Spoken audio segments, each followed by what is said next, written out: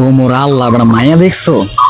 ও মামা মাইয়া তো না, পুরা আগুনের গোড়া। ওরে আল্লাহ, মাইয়াটার দেখে মনে হয় কি জানো? মাইয়াটার দেখছো, শরীর স্বাস্থ্য দেখছো? দেখে মনে হয় হাঁসের মাংস খাই 2 কেজি, ডেলি গরুর মাংস খাই 4 কেজি।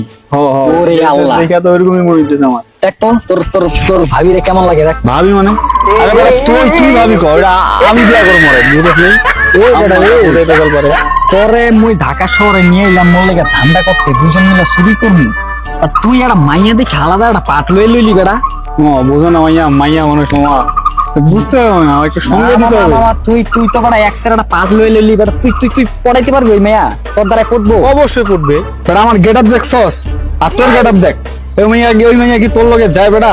আচ্ছা যা যা যা যা যা যা।